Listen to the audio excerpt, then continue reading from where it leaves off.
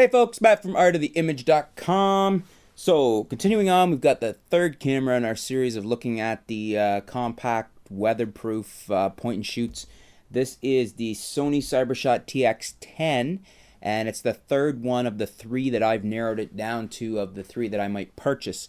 The Nikon AW100, the Panasonic TS3, and the Sony CyberShot TX10. So we've looked at the other two in the the two previous videos, and this is the TX10. Similar sensor, it's a 16 megapixel sensor, so similar to the AW100, and 4 more megapixels than the TS3. Again, and these little dinky 1 2/3 inch sensors, that may be an advantage to the TS3, not to the Sony and the Nikon, but that remains to be seen. 3-inch touchscreen, that's something the other two don't have, so pretty neat, nice feature on the TX10, so that's something big going for it there. And it has some really neat features.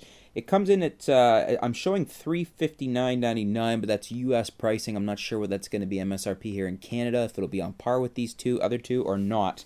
So we've got the 4 times optical Carl Zeiss glass, so that's good. That's on par with the TS3, but that gives the point to the Nikon AW, because the TS3 and the TX10 both have 4 times, the Nikon has the 5. We've got the back illuminated 16 megapixel Exmor R CMOS image sensor. So as I said, that's on par with the Nikon, a little bit above the TS3. We've got some neat features like the intelligent sweep panorama, automatically linking a bunch of frames shot to give you a nice panoramic view. The Carl Zeiss lens is of interest because it's a little wider. So here we have an advantage with the Sony over both these other cameras because it goes to 25 millimeters. And when you're talking wide, 25 millimeters is quite a bit different than 28 is. Anybody that's used to shooting a 24 millimeter to 70 zoom versus a 28 to 70 zoom can testify to that. So 4 times, but wider at the wide end at 25 millimeters. So that's a point I would say in favor of the Sony. I like that. The focus is close on macros within a ½ inch of the subject, so that's very good. Let's see what else we have here of interest. We've got the 1080 60i.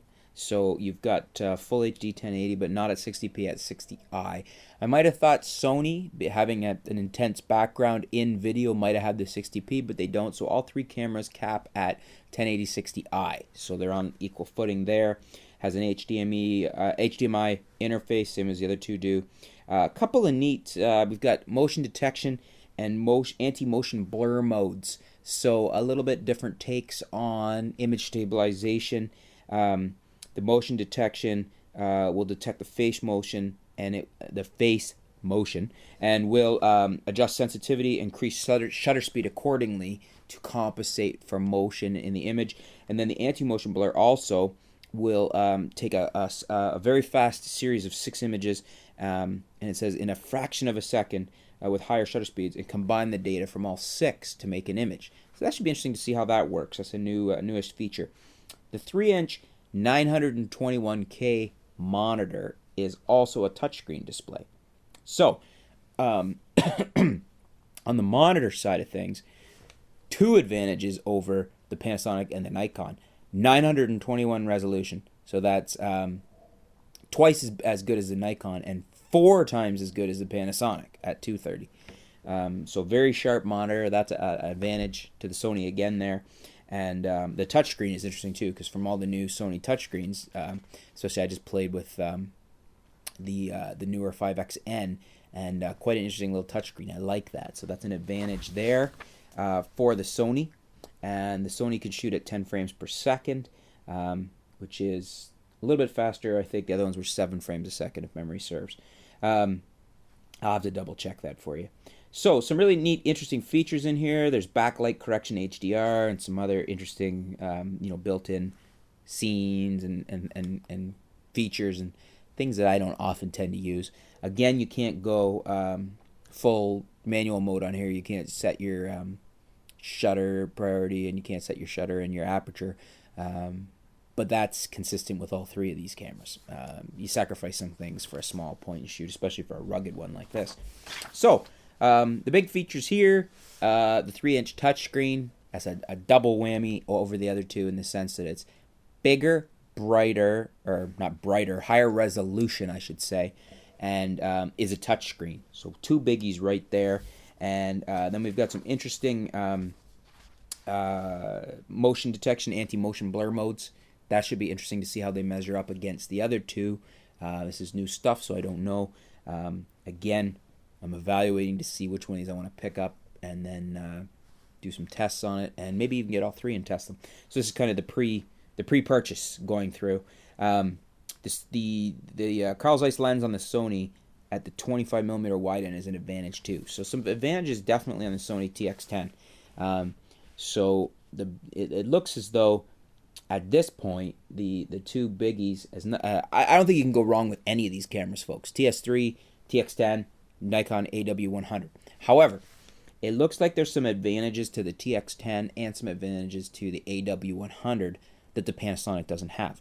Not huge advantages, as I said. You can't go wrong probably with any of these cameras. Obviously, the TS3, the Panasonic, has won some awards, so it's very good. But some advantages, especially with the monitor on the TX10 and the wider end of the lenses at 25mm. The AW100 has a 5x zoom, which is longer zoom range than both the Panasonic and the Sony. I do like the locking mechanism on it better. So for me, it's probably going to come down to the TX10 and the Nikon AW100 over the Panasonic. So stay tuned. I'll let you know which one I decide on, and we'll get down to some reviews once I have it in hand. Thanks for tuning in. Stay tuned. We'll be back soon with some new video posts, some new articles. We'll keep you up to date with what's going on in the world of photography here at artoftheimage.com. And once again, if you got kids, check out pumpernickelpark.com for my children's ebooks.